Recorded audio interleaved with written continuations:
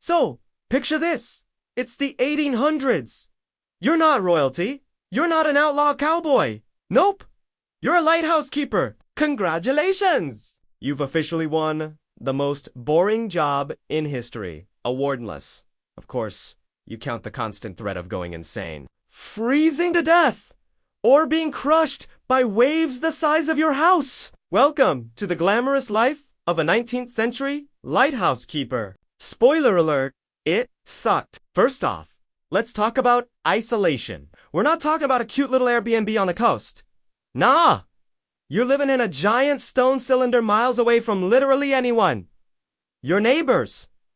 Seagulls. Your roommates. Oil lamps. And if you're lucky, maybe one other equally miserable lighthouse keeper who probably smells like fish and disappointment. Oh, and mail. That comes once a month if the boat doesn't sink on its way to you. Your main responsibility? Keeping the light on. Sounds simple, right? Wrong. This isn't just flicking a switch like today. No, you're hauling whale oil or later. Kerosene up what feels like 10,000 spiral stairs every single night. One slip, and congratulations! You're now a human, bowling ball bouncing, to your death. All so ships full of strangers don't crash into rocks. Do you get a thank you? Nope. Do you get rich? Ha! You barely make enough to buy new socks. And let's talk about cleaning. Oh, yes! Because when you're not dragging fuel up those stairs, you're polishing glass every single day.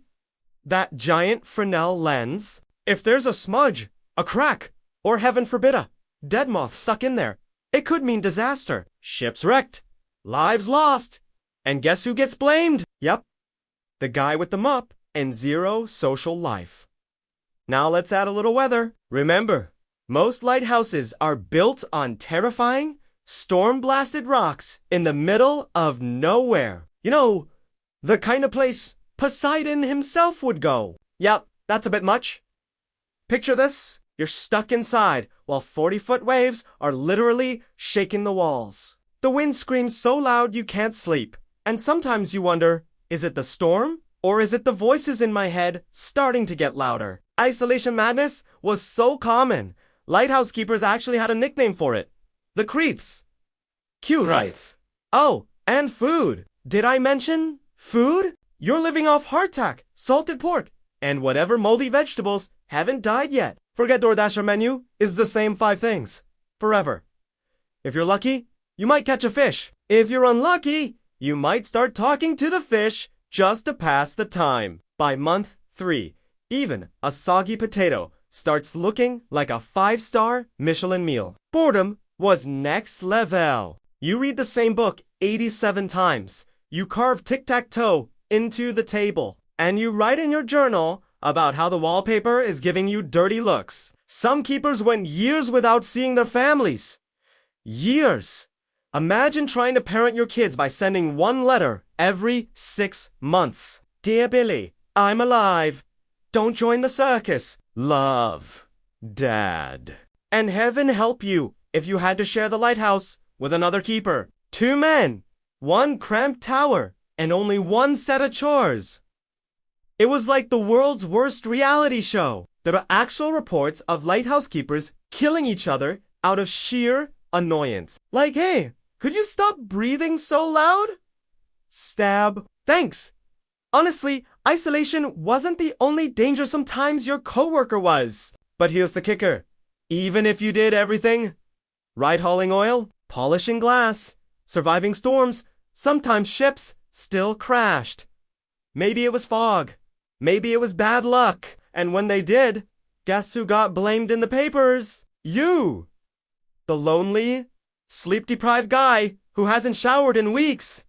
Keeper. Negligent. Dozens dead? Like, sorry, my bad. I forgot to control the entire ocean with my lantern. Fast forward to today. Lighthouses. Automated. No more keepers. No more isolation madness. No more cleaning glass until you hate your own reflection.